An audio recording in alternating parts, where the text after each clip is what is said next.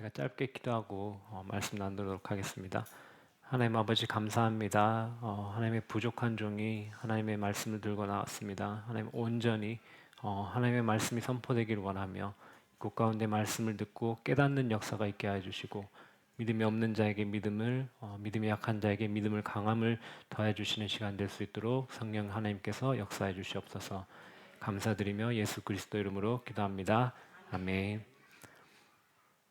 네, 오늘 설교는 제가 한 달 동안 했었던 설교를 이렇게 마무리하는 시간이 될 것 같긴 합니다. 그래서 제가 그 설교들 통해서 하지 못했던 것들 보완하는 시간이 되기도 하고 어쨌든 마무리하는 시간이 될 텐데 그래서 지금은 아직 그 눈이 이렇게 좀 말똥말똥한 시간이시잖아요. 그래서 제가 한 달 동안의 설교를 한번 정리를 해봤어요. 어떤 내용이었냐면 지금 한번 잘 들어보시기 바랍니다. 예수님께서 우리 죄를 사하여 주시고 우리를 위해 죽으셨고요. 또 우리를 의롭게 하시고 산 소망을 주시려고 부활하셨습니다. 이것을 믿음으로 우리는 성도라고 불림을 받습니다. 성도는 성령님께서 하나 되게 하신 공동체를 힘써 지키며 또 밖으로는 세상을 향해 복음을 들고 나가는 자들입니다. 이것이 성도가 믿는 것이고 성도가 행하는 것입니다. 제 옆 사람에게 한번 이렇게 고백하셨으면 좋겠어요. 꼭 이런 성도가 되겠습니다. 되라고 하지 마시고 되겠습니다. 자신이 되겠습니다라고 한번 고백해 보겠습니다. 꼭 이런 성도가 되겠습니다. 아멘. 자, 옆에 이제 다 증인이신 거예요. 옆에 계신 분들 다 들으셨죠? 꼭 그렇게 된다고 약속해 주셨고요.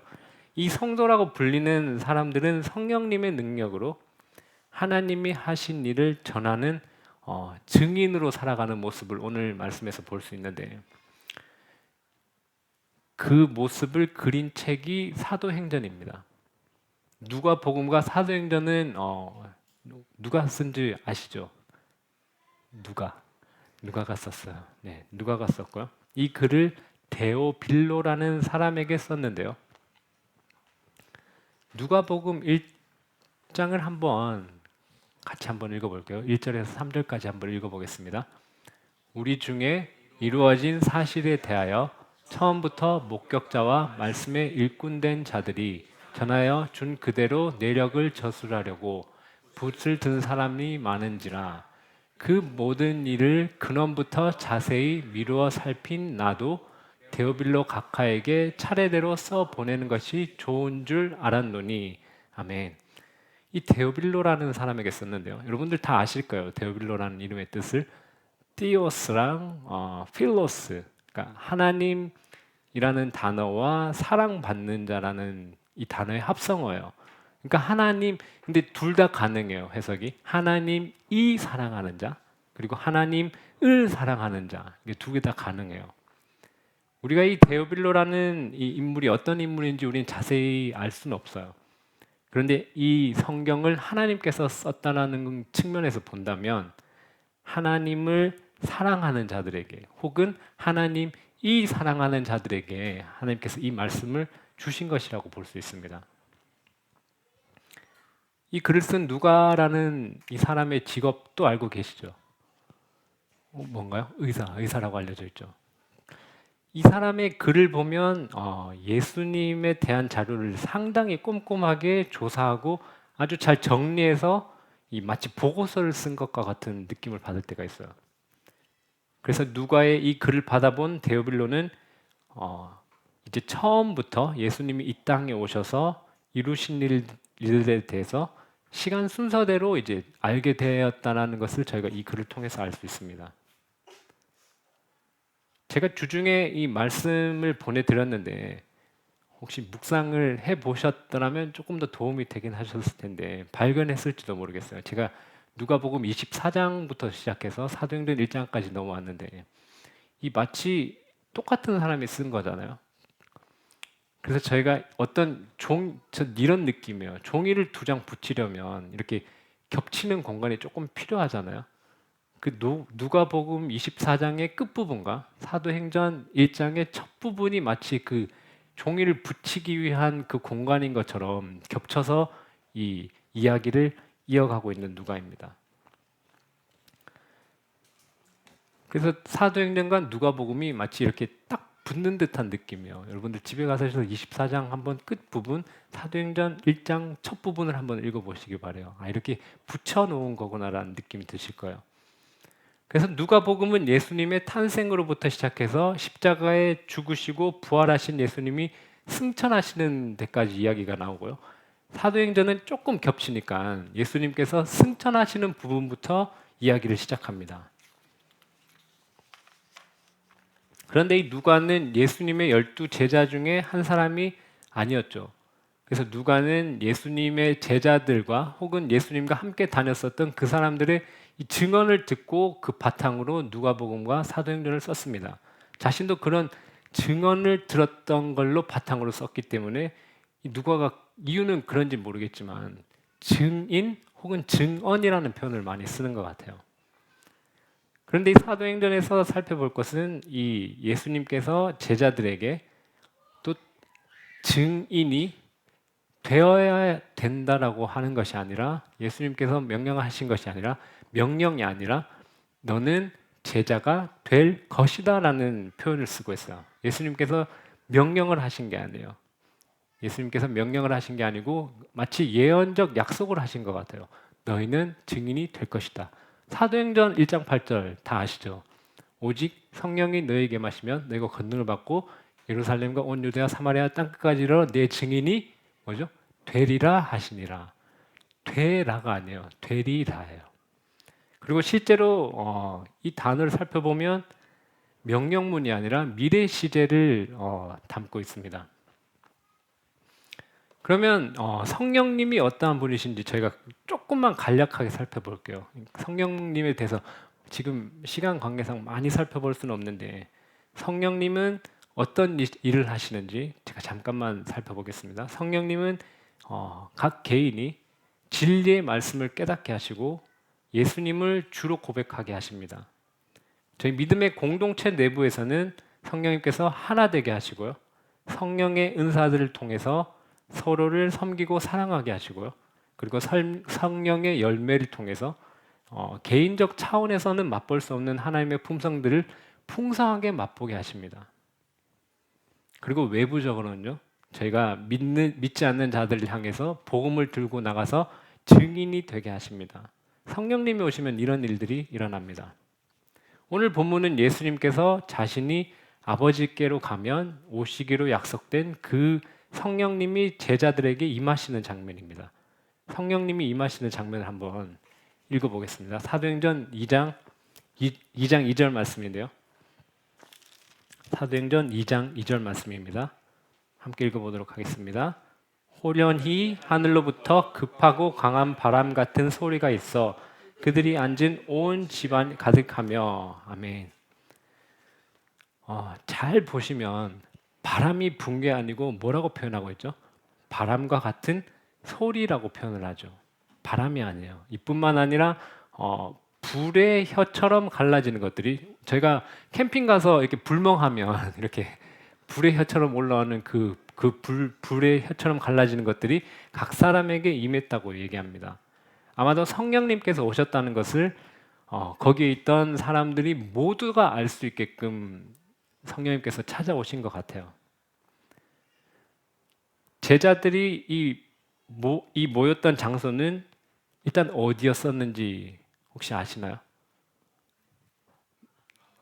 마가의 다락방이라고 추측하시는 분들도 계시고요. 어쨌든 우리가 확실하게 알 수 있는 공간은 있어요. 어딜까요? 예루살렘 성이에요. 예루살렘 성이에요.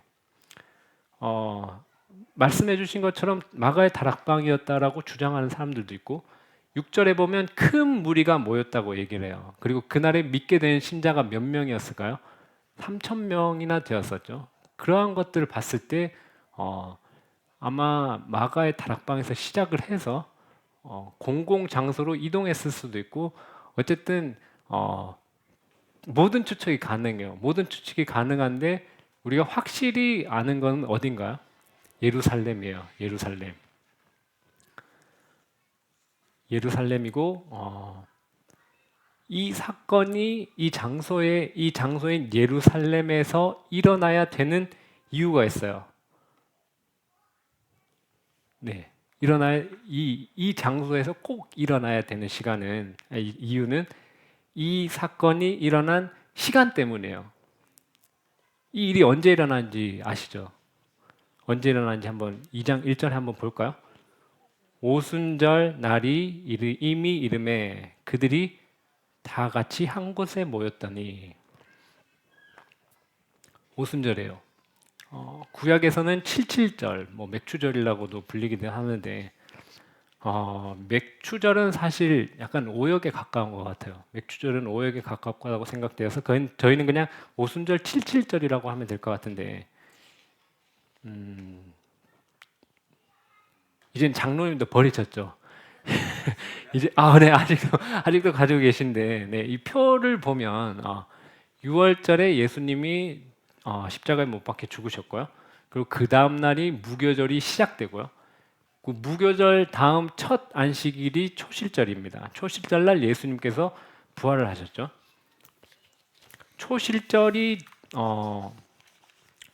초실절에서 다시 7주가 지나고 7주가 지난 그 다음 날이 오순절이에요. 5의 10일이고 7절은 7의 7주. 그래서 이게 오순절이라는 이름이 붙었고 7절이라는 이름이 붙었는데 어쨌든 초실절에 시작을 해서 50일이 있다가 오순절이에요. 이 날은 밀의 첫 수확을 하나님께 드리는 날인데요. 유대 전통에 따르면 이 날에 모세가 시내산에서 율법을 받았다라고도 합니다. 그런데 이 오순절에 왜 성령님이 오셨는지 명확한 이유를 한번 설명을 해보겠습니다. 자, 퀴즈 한번 나가볼게요. 네, 퀴즈 나갈게요. 별로 감동이 없으신 것 같은데 저희 성인들도 이 달란트 제도에 이 도입이 시급한 것 같습니다. 네. 여러분들 6개월 전에 이 설교를 들으셨을 거예요. 제가 그 교회 홈페이지를 찾아봤거든요. 근데 유대인의 3대 절기가 무엇일까요? 6월절, 네? 초막절, 그리고 오늘 오순절 이렇게요. 달란트 드릴게요. 네, 한번 말씀 볼게요. 신명기 말씀 함께 읽어보겠습니다.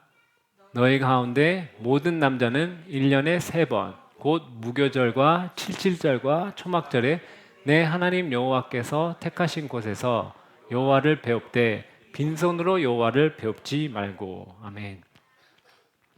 이 세 절기에는 어떻게 해야 되나요?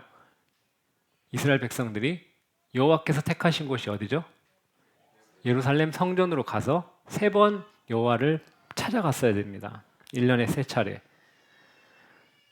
무교절이 시작하고 이게 좀 계속 계산이 헷갈릴 거예요. 무교절에 시작하고 그 다음 날이 초실절이니까요.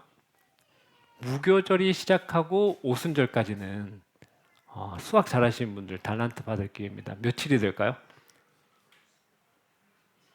51일이 되죠. 51일이 됩니다. 그런데 이 무교절은 하루의 절기가 아니고 며칠일까요? 7일 동안 기념을 합니다. 그러면 무교절에서 시작을 해서 이 무교절이 끝나고 요 시점부터 이제 오순절까지 며칠일까요? 네? 51 빼기 7이에요. 그러니까 며칠이죠? 44일이에요. 44일. 그러니까 44일의 기간 동안 뭐 집에 가는 사람들 집에 갔다가 또 어떻게 해야 되죠? 다시 돌아와야 됩니다. 44일이에요. 그런데 오늘 이 말씀을 들었던 성령님이 임하실 때 베드로가 설교를 했을 때 이 얘기를 들었었던 사람들이 어디에 살았던 사람들인지 한번 볼게요. 조금해서 잘 안 보이네요. 이건 시력 검사예요. 여러분들 잘 보시기 바래요. 이게 여기 보면 9절부터 이 방언으로 복음이 전파되는 것을 들었던 사람들의 지역이에요. 여기가 예루살렘이고요. 아시아도 있고 미디아도 있고 엘람도 있고 저기가 제일 먼 곳인데 로마예요. 로마. 그러니까 여기에서 있던 사람들이 오순절을 지키러 왔어요. 예루살렘으로. 그런데 이 비행기도 차도 없던 시절에 먼 거리잖아요. 여기서 가장 먼 로마는 그 당시 이동 경로로 따져보면 한 2,300km 정도 되었던 위치예요. 이들은 아마도 유월절을 지키러 예루살렘에 왔다가 어떻게 했을까요? 네, 그들로 머물렀을 확률이 높아요. 거리를 왔다 갔다 하기에도 부담스럽고요. 결정적인 거는 5절 말씀에 나옵니다. 2장 5절 말씀 제가 한번 읽어볼게요. 그때에 경건한 유대인들이 천하 각국으로부터 와서 예루살렘에 머물러 있더니라고 얘기하는데요. 머물러 있었다는 이 말의 원어는 카토이케오라는 단어인데 이거는 잠시 방문하는 수준이 아니고 어느 장소에 일정 기간 동안을 머물러 있거나 사는 것을 의미합니다. 그러니 이들은 유월절을 지키러 와서 오순절까지 있었을 확률이 높을 것 같아요. 먼 지방에서 온 사람들은 아니었다면 가까운 곳에 있었던 사람이었다면 최소한 그 사람은 유월절에 와서 무교를 지키고 집에 갔다가 다시 왔을 확률이 높죠. 왜냐하면 이들이 누구였냐면 경건한 유대인들이었거든요. 그래서 다시 왔었을 확률이 높아요. 그렇다면 이들은 이 복음의 말씀을 들었던 사람들은 분명히 예루살렘에 있었을 텐데 예루살렘에 유월절에 있었더라면 어떤 얘기를 들었을까요? 예수님이 십자가에 달려가시고 죽으셨다는 것을 분명히 들었을 거예요. 왜냐하면 이 말씀을 보면 그런 것 같아요. 이 말씀은 엠마오로 가던 두 제자들이 예수님에게 한 말이에요. 예수님에게 이렇게 얘기를 했어요. 그 한 사람인 글로바라 하는 자가 대답하여 이르되 당신이 예루살렘에 체류하면서도 요즘 거기서 된 일을 혼자만 알지 못하느냐. 글로바라는 사람이 예수님에게 뭐라고 얘기했죠? 6월절에 일어난 일이 예루살렘에 다 퍼져 있는데 너만 왜 모르는 것처럼 얘기를 하느냐. 예수님께 이렇게 질문했습니다. 그렇기 때문에 뭐예요? 이 사람들 분명히 6월절에 예루살렘에 있었고 그 6월절에 일어났었던 예수님의 죽음과 부활에 대해서 얘기를 들었습니다. 그런데 이제는 50일이 지나서 이들은 어떤 일을 겪고 있는 거죠? 예수님께서 죽으시고 부활하시고 하나님의 우편에 앉으셨다는 그 이야기를 그들의 방언으로 듣고 있습니다. 이렇듯 저는 이것을 보면서 하나님께서는 어느 시대나 그의 백성들을 지키고 또 믿음을 가질 수 있도록 인도해 주시고 은혜를 베풀어 주시는 것 같아요. 이러한 특별한 시기에 이런 일이 일어나게 하심으로써 그래서 50일 전에 초실절에는 예수님께서 부활의 첫 열매로 하나님께 드려졌고요. 이제는 오순절에 3천 명의 신자들이 복음의 첫 열매를 하나님께 드려진 것입니다. 자, 이제 이 사도행전을 관통하는 이 증인이라는 것에 대해서 살펴보려고 하는데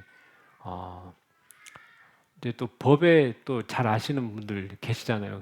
강도원 집사님도 계시고 네, 증인 혹시 여기에 없었으면 좋겠지만 여러분들 법정이나 그런 데서 이제 증인으로 출석해 보신 분 계신가요? 해보신가요? 없으시죠? 저도 안 해봤어요. 해보셨? 네. 증인으로 출석하면 어떻게 해야 되죠? 이게 선사하나요, 진짜? 선사합니다. 네. 선사 선사를 하는데 뭐라고 선사하죠? 진실만을 전 드라마로 봤어요. 전 실제로는 잘 몰라. 진실만을 얘기할 것을 선사합니다. 이렇게 선서를 하죠. 그러니까 증인이라는 것은 뭐죠? 자기가 보고 듣고 경험한 것을 있는 그대로 드러내는 사람이죠. 그런데 성령님이 오시고 대중에게 처음 서서 이 증언 혹은 설교를 했었던 사람이 누군가요? 2장에 보면 처음으로 이 복음 설교를 하는 장면이 나오죠. 베드로가 그 일을 하죠. 그런데 참 아이러니합니다. 베드로예요. 베드로는 예수님이 잡히시던 밤에 무엇을 한 사람이죠? 네? 모른다고 부인했던 사람이죠. 강도원 집사님. 이거 위증이죠. 이거 위증이죠. 예수님 알면서 네, 이거 위증이에요. 그것도 몇 번이요? 세 번. 세 번 위증을 했던 사람입니다. 그런데 이제 이 위증을 했던 사람이 뭘 하고 있는 거죠? 예수님이 죽으셨고 부활하셨고 하나님 우편으로 올라가셨다라고 증언하고 있습니다. 예수님께서도 이렇게 얘기해 주셨어요. 누가복음 24장 한번 찾아볼게요. 누가복음 24장입니다.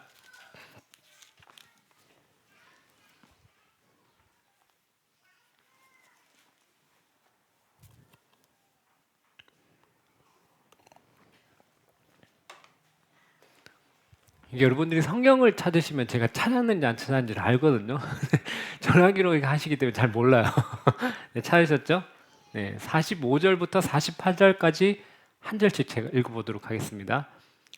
이에 그들의 마음을 열어 성경을 깨닫게 하시고 또 이르시되 이같이 그리스도가 고난을 받고 제3일에 죽은 자 가운데서 살아날 것과 또 그의 이름으로 죄사함을 받게 하는 회개가 예루살렘에서 시작하여 모든 족속에게 전파될 것이 기록되었으니 너희는 이 모든 일의 증인이라. 아멘. 48절에 뭐라고요? 너희는 이 모든 일의 증인이라. 아멘입니다.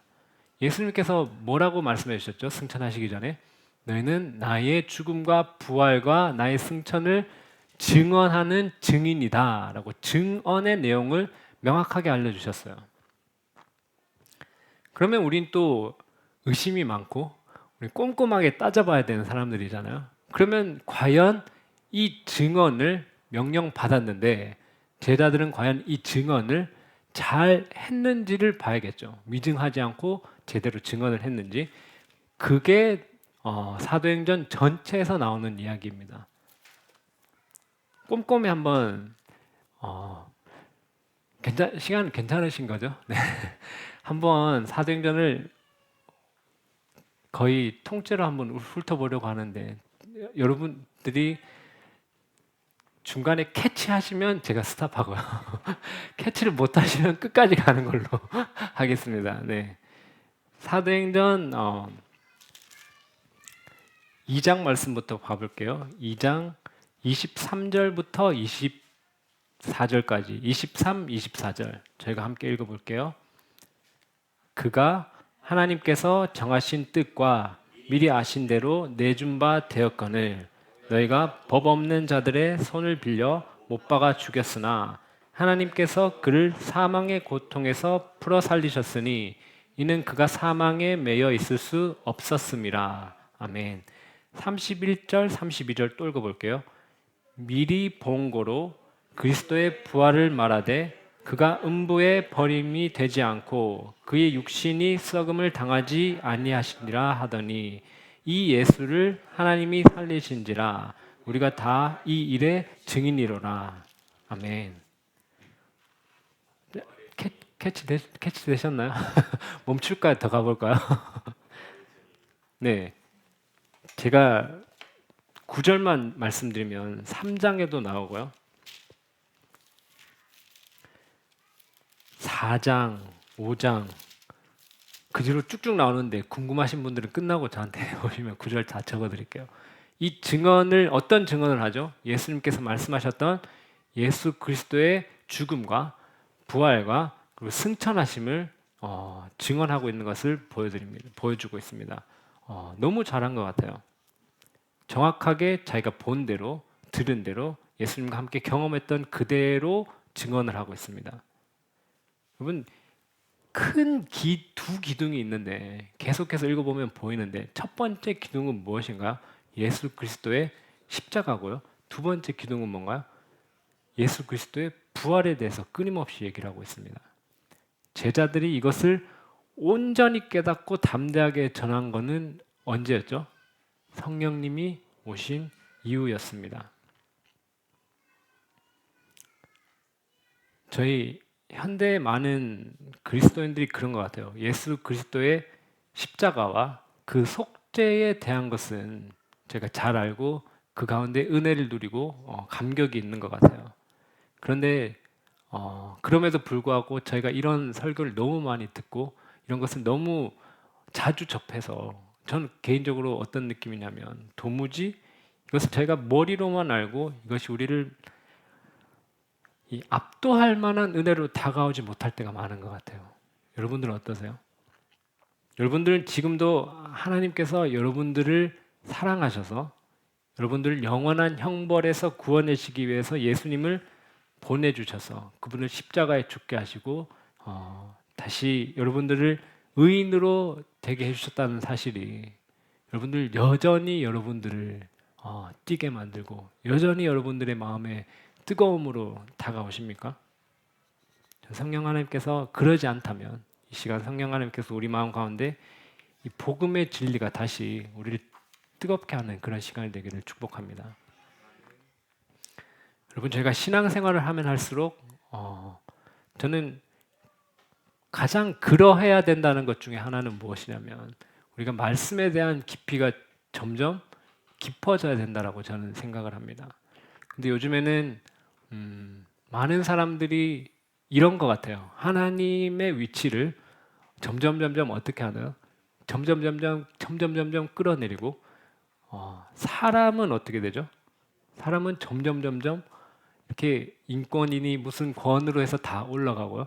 그래서 이게 마치 어딘가 비슷한 지점에 있는 것처럼 두고 보는 경우가 많은 것 같아요. 그래서 하나님께서 우리를 구원하신 것이 마치 같은 사람이 그냥 물에 빠진 사람을 구해낸 것처럼 어쩌면 너무나도 당연한 것처럼 생각을 할 때가 많은 것 같아요. 그래서 마땅히 해야 할 일을 하나님께서 하신 것이 아닌가라고 하면서 우리의 은혜가 무뎌지는 경우가 많은 것 같아요. 그런데 우리가 말씀을 더 깊이 알아가면 알아갈수록 어떤가요? 하나님은 점점 하나님은 거룩하시고 지혜로우시고 선하시고 전지전능하시고 영원부터 영원까지 계시고 하나님은 점점 더 높아진다는 걸 저희가 깨닫게 되는 것 같아요. 그에 반해 저희 자신을 말씀을 통해서 볼 때는 어떤가요? 점점 내려가죠. 하나님 저는 하나님 없이는 안 되는 자입니다. 하나님의 은혜 없이는 저는 정말 너무나도 추악한 죄인입니다. 바울은 죄인 중에 괴수라고 고백을 했었죠. 점점 간극이 벌어지는 것 같아요. 저는 개인적으로. 이와 같이 하나님이 원래 계셔야 될 곳에 계시고 우리는 영원한 형벌 가운데로 죽어갈 수밖에 없는 우리의 처참한 위치를 제대로 찾게 되면 하나님께서 우리를 구원해야 한다는 그런 당위감은 전혀 찾아볼 수가 없는 것 같아요. 그러나 하나님께서는 그럼에도 불구하고 세상을 이처럼 사랑하셔서 독생자를 주시고 그를 믿기만 하면 믿는 자는 누구나 영원한 형벌에 처하지 않고 영원한 생명을 누릴 수 있는 큰 은혜를 베푸셨습니다. 우리는 늘 이 구원의 은혜 가운데 감격하고 감사하며 살아가는 저희 새특교회 성도들 되기를 축복합니다.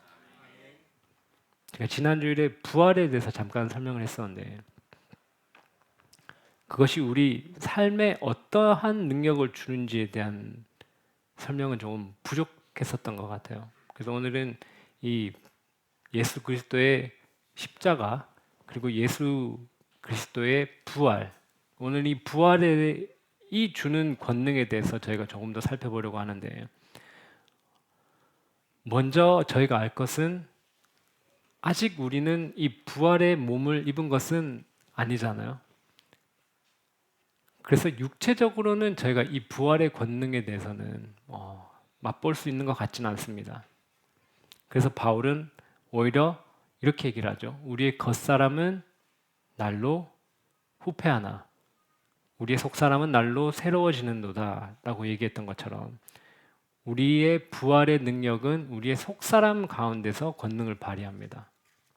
로마서 4장 25절 말씀 한 번 더 볼게요. 함께 읽어보겠습니다. 예수는 우리가 범죄한 것 때문에 내줌이 되고 또한 우리를 의롭다 하시기 위하여 살아나셨느니라. 아멘. 여기서 얘기하는 말씀은 뭐죠? 예수 그리스도의 부활로 인해서 우리는 하나님 앞에 의롭다 하심을 받았다라고 얘기를 합니다. 그러니까 더 이상 이전에는 어떤 존재였죠? 저희가 하나님 앞에 감히 설 수 없는 죄인이었고 진노의 대상이었는데 예수 그리스도의 부활로 인해서 우리는 하나님 앞에 이제 어떠한 존재로 설 수 있는 거죠? 하나님 앞에 의인으로 설 수 있는 것입니다. 그래서 이제는 예수 그리스도의 공로로 인해서 언제든지 하나님 앞에 나아갈 수 있는 의인으로 은혜를 받은 것입니다. 우리가 개인적으로 하나님 앞에 기도를 드릴 때이던 가정에서 예배를 드릴 때이건 지금처럼 공동체로 예배의 자리로 나아가던 자라이던 매번 우리는 하나님 앞에 나갈 때 어떤 권능을 누리나요? 하나님께 나아갈 때마다 예수 그리스도의 부활로 인해 내가 하나님 앞에 의인으로 나갈 수 있는구나 라는 권능을 누리는 것입니다. 두 번째는요. 부활은 옛사람을 죽이고 새 사람으로 살아가는 힘을 줍니다. 이게 제가 아까 장로님께도 한번 어떤 설교를 하고 계신지 전 들어보고 싶었거든요. 정말 들어보고 싶었는데 금요 기도회 때 설교를 해주시잖아요. 그때 죄에 대해서 하고 계시는 것 같더라고요. 그래서 제가 잠깐 여쭤보긴 했는데 부활은 옛사람을 죽이고 새 사람으로 살아가는 힘을 줍니다. 로마서 6장을 한번 같이 볼게요. 로마서 6장으로 한번 가보겠습니다.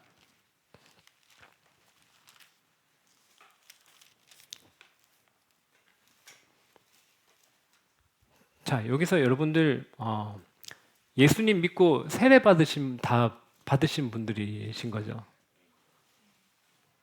네, 다 맞는 거죠. 네, 우리는 이 예수님의 세례를 통해서 그리스도와 연합하여 그와 죽은 것 같이 우리의 옛사람은 죽고 그리고 그리스도가 다시 살아난 것과 같이 새 생명 가운데 행하게 된 것입니다. 로마서에서 그렇게 얘기하고 있는데 제가 5절부터 한번 읽어볼게요. 만일 우리가 그의 죽으심과 같은 모양으로 연합한 자가 되었으면 또한 그의 부활과 같은 모양으로 연합한 자도 되리라. 우리가 알거니와 우리의 옛사람이 예수와 함께 십자가에 못 박힌 것은 죄의 몸이 죽어 다시는 우리가 죄에게 종노릇 하지 아니하려 함이니 이는 죽은 자가 죄에서 벗어나 의롭다 하심을 얻었음이라.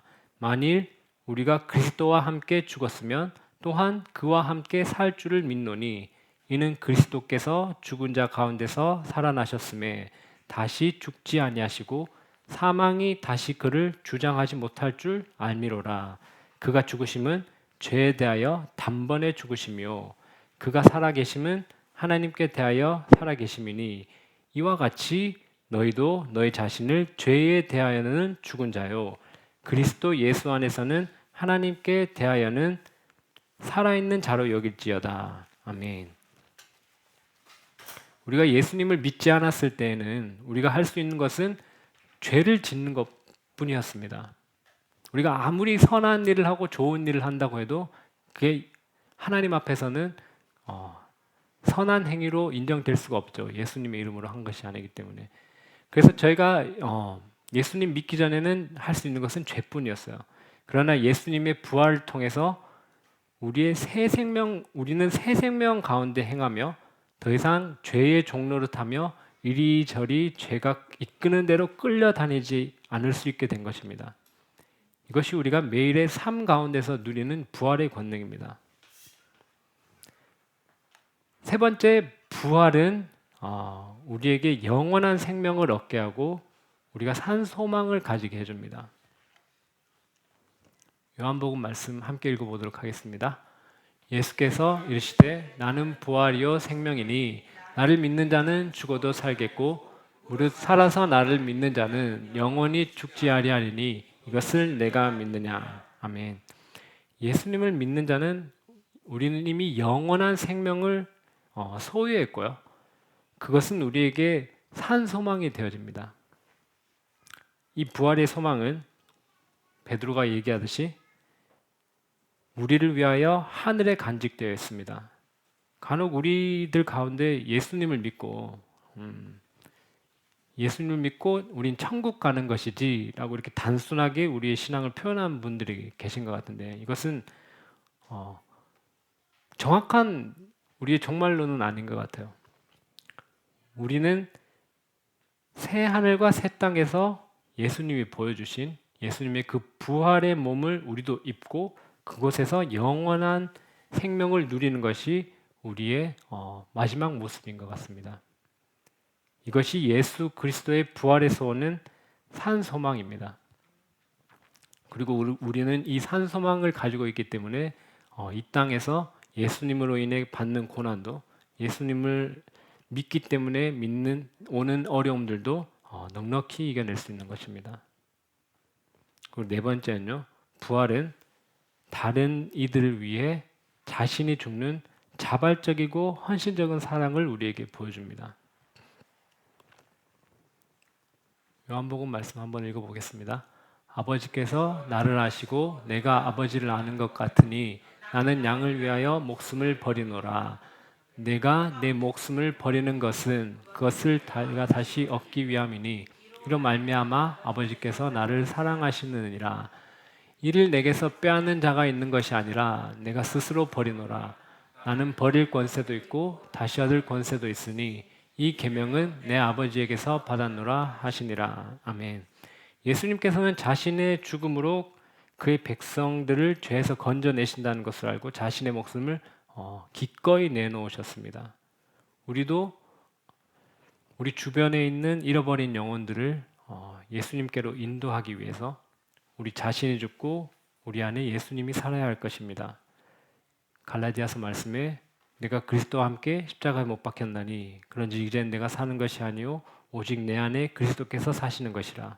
이제 내가 육체 가운데 사는 것은 나를 사랑하사 나를 위하여 자기 자신을 버리신 하나님의 아들을 믿는 믿음 안에서 사는 것이라. 아멘. 우리도 이와 같이 다른 이들을 예수님께로 인도하기 위해서 이 부활의 권능으로 나는 죽고 예수 그리스도가 사는 그런 삶을 살 수 있게 부활의 권능을 누리게 해주셨습니다.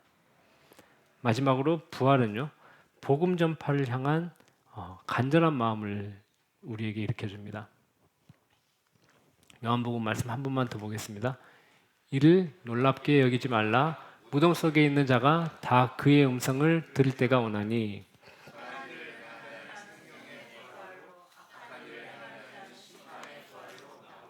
아멘. 여러분, 부활은 누구나 다 한다는 걸 아시죠? 네, 선인이 됐던 악인이 됐던 모두 다 부활합니다. 부활을 하는데 어떤 부활로 하느냐가 여기서 얘기를 하는 거죠. 선한 일을 하는 자는 생명의 부활로 부활하는 것이고 악한 일을 했었던 사람들은, 예수님을 믿지 않는 자들은 심판의 부활로 나옵니다. 그런데 이 심판이 일회적이고 기간이 한정되어 있는 심판이라면 그나마 좀 덜할 것 같아요. 그런데 어떤가요? 이 심판의 기한이 영원한 심판이기 때문에 우리의 마음을 너무 무겁게 하는 것 같습니다.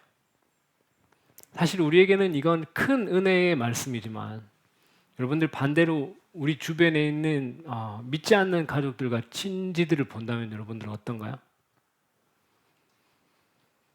우리에게는 은혜의 말씀이죠. 그런데 그들에게는 어떤가요? 심판, 영원한 심판의 말씀입니다. 그래서 우리는 이것은 우리에게는 은혜의 말씀이지만 우리가 이 부활의 사실을 알고 있는 저희는 다른 믿지 않는 영혼들을 볼 때 이들에게 복음을 전해야 되고 내가 이들을 예수님께로 인도하는 자로 부르심을 받았다라는 것을 저희가 깨닫고 그런 마음이 간절히 일어났으면 좋겠습니다. 그런 마음이 뜨겁게 여러분 가운데, 우리 가운데 일어났으면 좋겠습니다.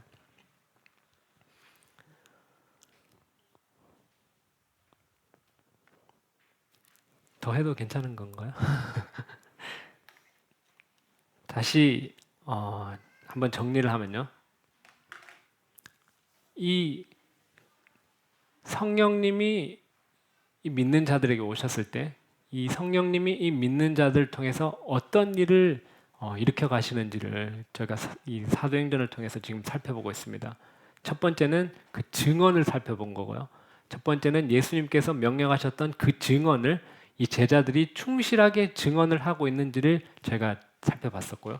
두 번째는 무엇이냐면 이 증언의 내용뿐만 아니라 이 성령이 임하고 권능을 받은 이 자들이 담대하게 복음을 전파하는 모습도 보려고 합니다.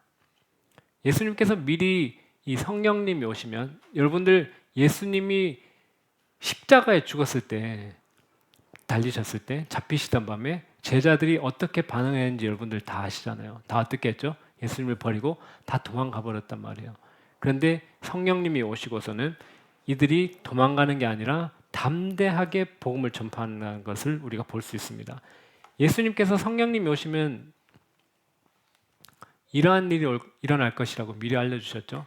보혜사 곧 아버지께서 내 이름으로 보내실 성령, 그가 너에게 모든 것을 가르치고 내가 너에게 말한 모든 것을 생각나게 하리라. 그리고 마태복음 말씀에서는요, 너희가 임금과 총독들에게 앞에 서게 된다 할지라도 무엇을 말할까 두려워하지 말라. 너에게 할 말을 주시는 이는 성령님이시기 때문에 걱정하지 말라, 염려하지 말라라고 말씀하셨어요. 그 말씀이 사도행전에 보면 다 이루어지는 게 보이실까요? 제가 그냥 참조하라고 이건 너무 길어서 했는데 참조해 주시길 바래요. 사도행전 5장 말씀에 보면 이들이 실제로 서기관들과 이 율법 학자들 앞에 섰어요. 그런데 이들이 협박을 받게 되죠. 너희가 이제 더 이상 예수의 이름으로 이 복음을 전파하지 말라, 그렇게 협박을 받았지만 이들이 우리가 너희의 말 듣는 것보다 하나님의 말 듣는 것이 옳으니라 라고 얘기하고 담대하게 복음을 전하는 모습이 나오고요. 그리고 이것도 참고해 주시길 바래요. 참조해 주시는데 성령님이 임하고는 이 권능을 받아 증인이 된 자들의 삶을 또 보여주십니다. 성령을 받은 자들의 삶은 이러하구나. 이 모습은 간단히 제가 설명드리면 이 복음, 예수님, 성령님께서 오셔서 권능을 받은 자들이 함께 공동체 생활하는 모습을 보여줍니다. 이 공동체는 말씀과 기도로 하나가 되어서 그들의 삶을 나누며 살아갔고요. 이들에게는 믿음과 삶이 분리된 것이 아니라 이 믿음이 삶으로 녹아 나왔습니다. 그리고 마지막으로 이 일이 언제 일어났다고요? 성령이 너희에게 임하시면 믿는 자들에게 이러한 일들이 일어났습니다. 그럼 저희가 이런 질문을 하고 마치겠습니다. 어떤 질문이 떠오르냐면 이미 성령 강림 이후에 살고 있는 시대를 살고 있는 우리는 그럼 어떻게 해야 합니까? 라는 질문이 떠오를 것 같아요. 우리는 어떻게 해야 될까요? 여러분들 마음 가운데 성령님이 이미 계시지 않으신가요? 이미 계시잖아요. 그러면 왜 우리는 그 성령님을 가지고 있지만 우리 가운데 내주하고 계시지만 왜 이러한 삶이 일어나지 않고 왜 이러한 삶이 우리 가운데 드러나지 않는 것일까요? 왜 그럴까요? 저는 성령 충만으로 이것을 보는데요.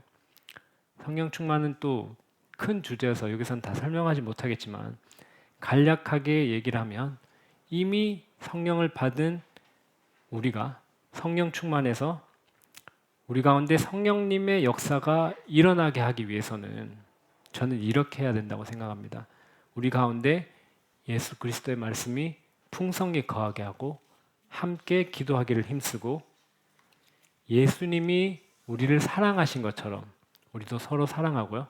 또 성령님이 그 기쁘신 뜻 가운데 각 사람에게 나누어졌었던 그 성령의 은사들을 공동체의 유익을 위해서 적극적으로 쓰고요.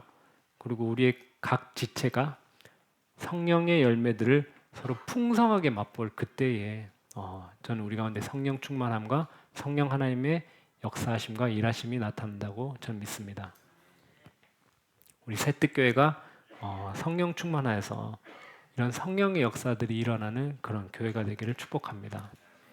저희 함께 찬양 드리고 함께 기도했으면 좋겠습니다.